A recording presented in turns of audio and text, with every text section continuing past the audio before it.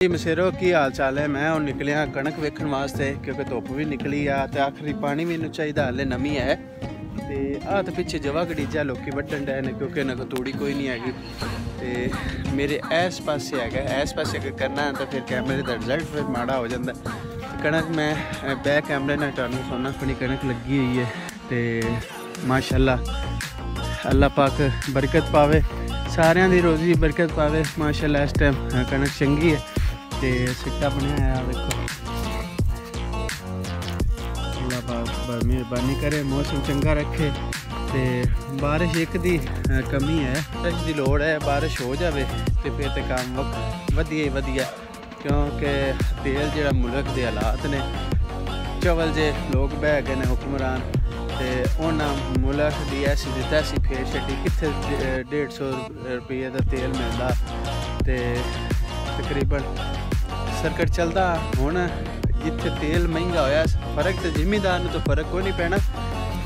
अगर वो 60,000 का ड्रम तेल का लिया है तो उनकी फिर कणक का रेट भी तो वधना है ना।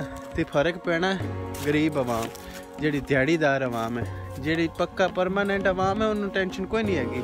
रोज़गार आवाम है टेंशन कोई नहीं, टेंशन उन्होंने होनी जी दिहाड़ीदार डेली 1000-2000 रुपये कमाती, उन्हें कणक भी लैनी, आटा भी लेना, घ्यो भी लैनी, चीनी भी लैनी, हर शै लैनी, उनके विच ही इलाज कराना तो उनके वास्ते होना। बाकी कणक माशाअल्लाह सोहनी हुई है, चंगी हुई है।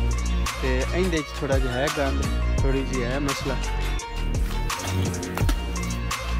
हाँ कणक है कोई मसला, एक बीमारी पई तो बाकी तो अगे ना तो बेहतर है, पहले बहुत खराब है। तो बी भी थोड़ा मुसले हैगी है। मैं वावे अरसे बाद वेखन आया, मुंजियां होवन तो रोज़ बंदा टुरया रहिंदा, किते न किते पानी ने निकल के आवे। इन्हां हाल वेखो, कणकां च मुंजियां तो फिर भी बच जाते, तो कणकां च इन्हां चूहियां की खुड्डां ही चूहे हर पासों सराख किते तो आ जवा लगा, जवा ही है कणक नहीं, कणक इन सोच समझ कोई नहीं हैगी। वेखने वाला लगाया आप हौली हौली मगर जाना।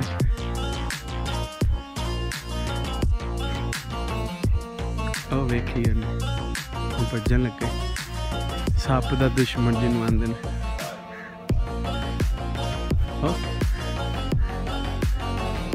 फड़ गया किते देख लिया हो जाता सी।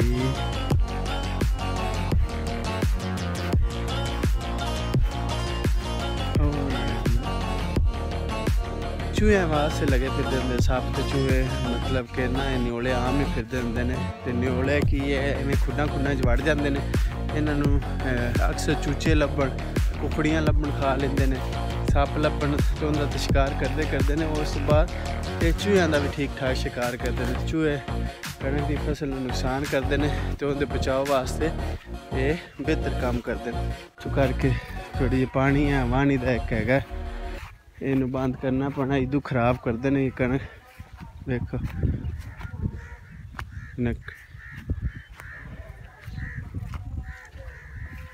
वाणी असी लोगों को दिती हुई है कि मतलब कि अपना पानी चलो अपने घरों का पानी बाहर खाले च पा लो।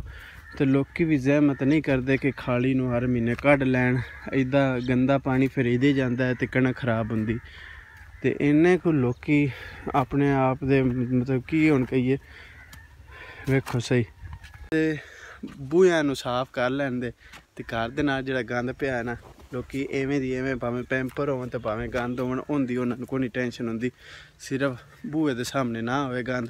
तो इयो जे लोकां नूं शऊर किदू होना। तो इवें मुल्क भी तरक्की करनी, उवें टीवी ते बैठ के आख देना फलाना गंदा तो फलाना धमकाना इंज, तो खुद इन्हां दे घर गंद वजे होंदे ने। बिल्ली नूं की होया मानो कान वड्डिया होंदा।